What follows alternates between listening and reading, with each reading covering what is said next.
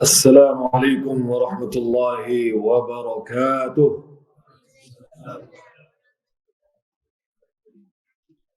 الحمد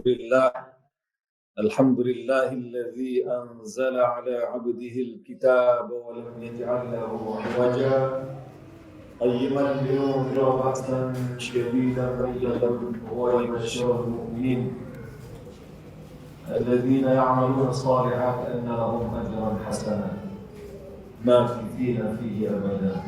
أشهد أن لا إله إلا الله وحده لا شريك له وأشهد أن محمدا عبده ورسوله صلى الله عليه وسلم وعلى آله وأصحابه أما بعد. Jemaah sekalian yang dirahmati Allah, alhamdulillah, insyaallah semua dalam keadaan baik dan terus bersemangat untuk mempersungguh di dalam meraih kebaikan-kebaikan, ganjaran-ganjaran pahala yang sebesar-besarnya yang disediakan Allah Subhanahu wa taala di bulan penuh dengan berkah ini. Apalagi kita telah masuk di malam ke-21 atau 10 malam yang terakhir, di mana baginda Nabi sallallahu alaihi wasallam pernah bersabda, "Taharru Lailatul Qadar fi al-ashri al-awakhir."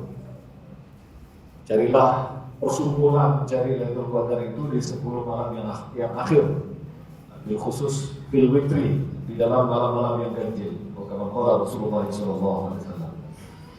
Artinya kita digalakkan untuk bersungguh beribadah di 10 malam yang terakhir, bil khusus di malam-malam yang ganjil, karena kemungkinan besar kita akan menjumpai Lailatul Qadar adalah di malam-malam ganjil di 10 malam yang terakhir.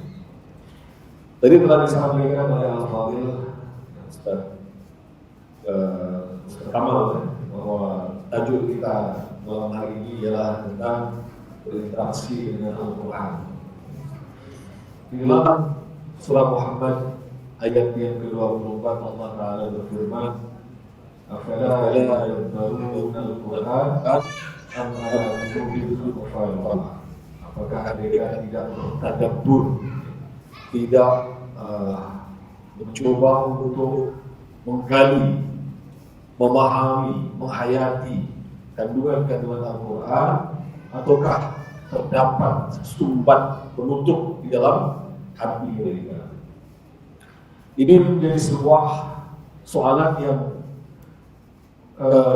bukan hanya ditujukan kepada orang-orang di zaman Nabi Muhammad SAW, termasuk ayat ini juga menjadi soalan bagi kita semua.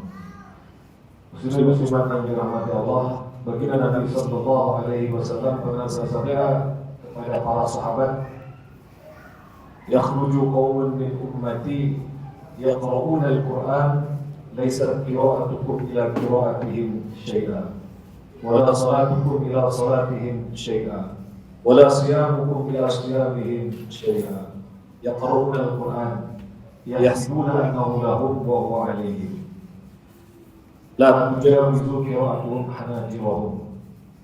Kalau yang maksudnya baginda memberi warning, beri peringatan kepada para sahabat bahwa kelak akan muncul di kalangan umatku orang-orang yang membaca Al-Quran, ya, di mana jika bacaan kalian para sahabat dikompare dengan bacaan mereka, bacaan kalian nanti laisa qira'atukum ila qira'atihim syai'an.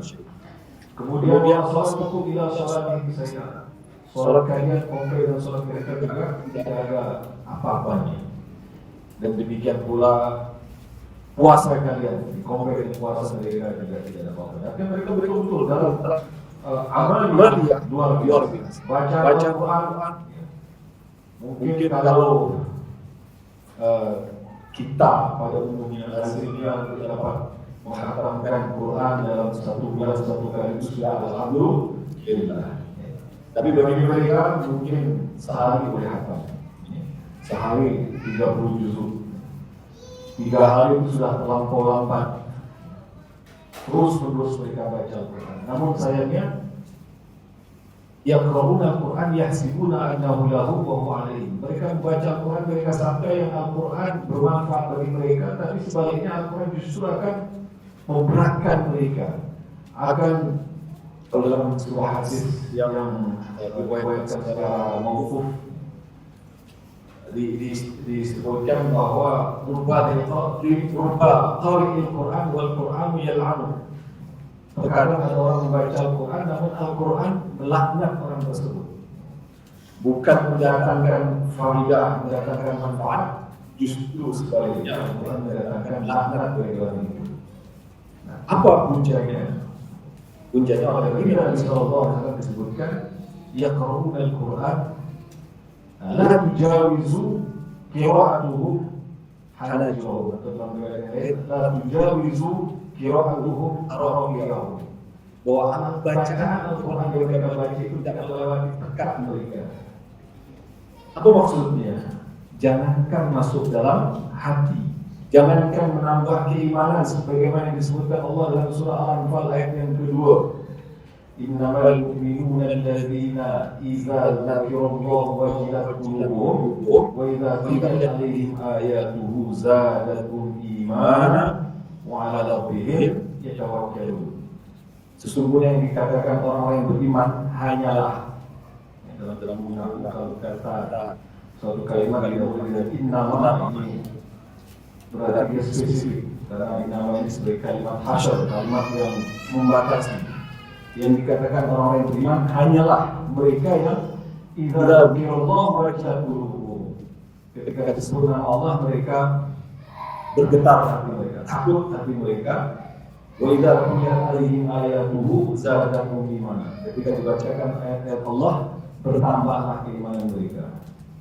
Terkait dengan ayat ini, Imam Al-Ghazali dalam kitabnya Asnaful Maghrurin, yang bermaksud golongan orang-orang yang tertipu, beliau mengingatkan bahwa jika ada seseorang yang ketika ada seorang qari, orang yang baca Al-Quran dengan suara yang merdu, suara yang indah mendayu-dayu, dia merasa talazzuz, merasa menikmati, kagum,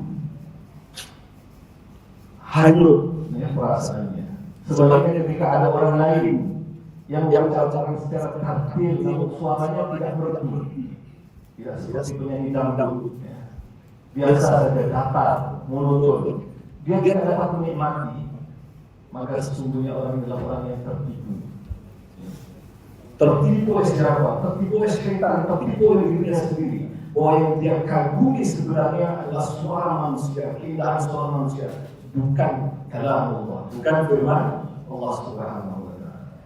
Jadi ukuran orang iman yang sesungguhnya adalah wa idza tuliyat 'alaihim ayatuhu zadatuhum imanan. Ketika dibacakan kepada mereka ayat-ayat Allah, Al-Quran, sama ada suara merdu ke takmur, yang jelas ayat tersebut dibaca dengan tartil, mengikut kaidah-kaidah ilmu tajwid, hatinya bergetar, bertambah imanannya.